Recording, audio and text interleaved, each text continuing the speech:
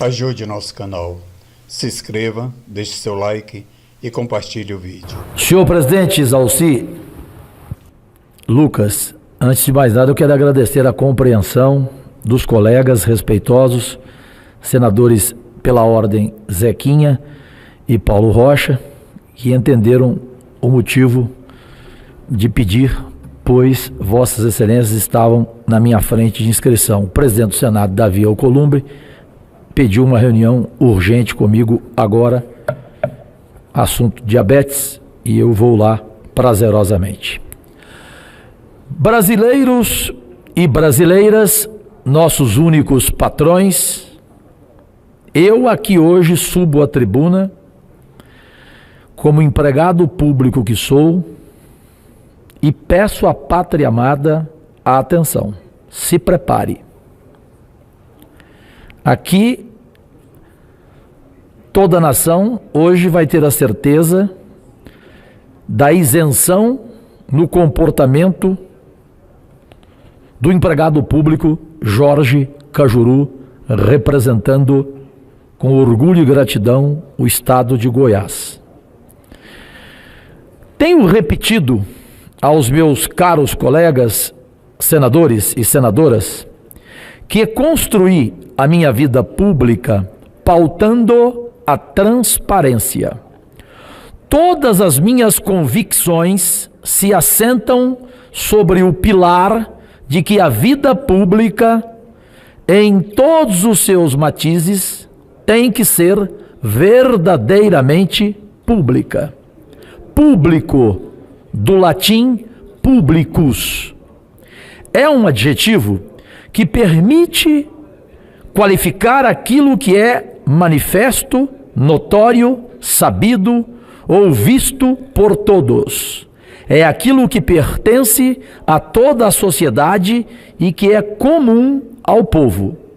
É nesse sentido que entendo também que a sociedade deve estar a par de tudo o que acontece no espaço público, na vida pública, na política pública, na função pública, no dinheiro público, etc. Se é público, a sociedade brasileira tem que estar tomando conhecimento com toda a transparência. Conforme disse ontem aqui, a partir de dados levantados, 100% inquestionáveis, vou dar hoje, para o Brasil inteiro se estarrecer, transparência a algumas caixas pretas da administração pública. A população brasileira, que está ávida por isso, merece estar bem informada sobre o que ocorre neste Brasil. Em pronunciamento da semana passada sobre o assunto, listei aqui na tribuna alguns dos privilégios da Suprema Corte, do Supremo Tribunal Federal. Só eu sei a repercussão. Basta ver nas redes sociais do Cajuru os milhões, as milhões de visualizações, os milhões de comentários. Todavia, alguns não entenderam e viram aquilo como um ataque à nossa Suprema Corte. Digo que se trata de uma percepção equivocada. Eu fiz críticas não ao Supremo, até porque lá tem muita gente que eu respeito e até me emociono quando se pronuncia para votar. Na verdade, foi crítica aos privilégios do Supremo Tribunal Federal. Repito, privilégios que indignaram o Brasil. Em última análise, há privilégios do Poder Judiciário, assim como vou falar agora sobre o alto custo do Poder Legislativo. E amanhã falarei do Poder Executivo. E aqui não, em hipótese alguma, para atacar o poder, que eu faço parte em si, mas para criticar os privilégios que integram o legislativo, um dos tripés da democracia. Eu preparei um amplo levantamento sobre o assunto, que depois apresentarei aos colegas e ao povo brasileiro em relação ao executivo. Mas já vou adiantar aqui algumas informações que julgo imprescindíveis para o início de conversa. Nada de novo, nada secreto, porém indicativo de que algo está fora do lugar, está fora da ordem mundial. É preciso mexer neste vespeiro, afinal nós que aqui estamos temos a responsabilidade da mudança que a sociedade brasileira espera. O Congresso Nacional é um dos mais caros do mundo.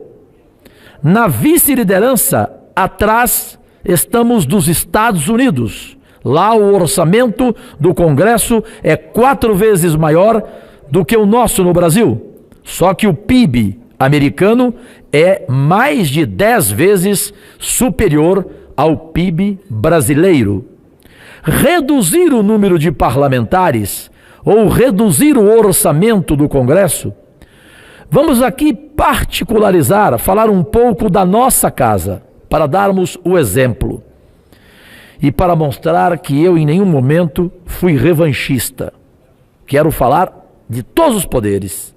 Quero abordar sobre o custo da máquina pública. Porque se houvesse respeito com o dinheiro público neste país, não seria necessária a reforma da Previdência. Nosso orçamento anual no Legislativo é de 2 bilhões e 400 milhões de reais. E aqui não entram os gastos com previdência dos servidores aposentados e pensionistas, que é de 2 bilhões de reais.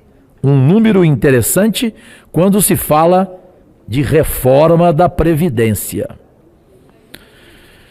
Senadores custam 2 bilhões e 430 milhões.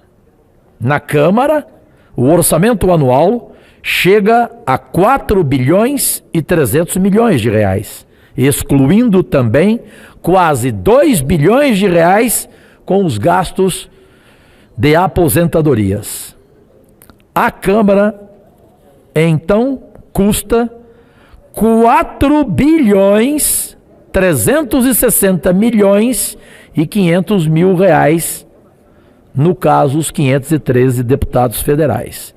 Esses números foram colocados para que comecemos a fazer uma reflexão sobre o tema. Está na hora, penso eu, brasileiros e brasileiras, senhoras e senhores senadores, de abrirmos mão de privilégios, de cortarmos na nossa própria carne, sob pena de contribuirmos ainda mais para a desmoralização do poder.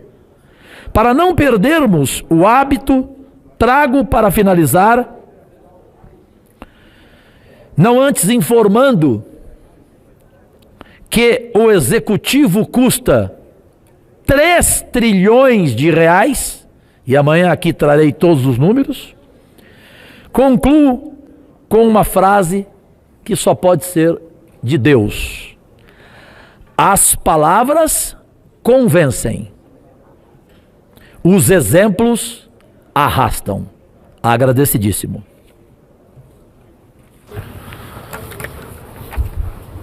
Parabenizo Vossa Excelência, Jorge Cairu, que tem realmente feito aqui várias ponderações com relação à máquina pública, de um modo geral, de todos os poderes, e precisamos sim cortar na carne realmente, como propôs inclusive na Previdência. Eu acho que a medida provisória 871 teve esse objetivo, de cortar na carne para depois propor uma reforma externa, né? Então, parabéns Vossa Excelência.